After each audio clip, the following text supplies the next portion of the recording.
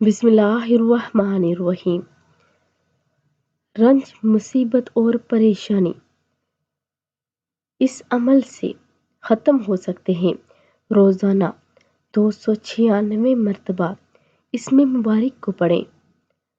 بعض بزرگان دین سے منقول ہے جو شخص کوئی رنج یا مصیبت درپیش ہو،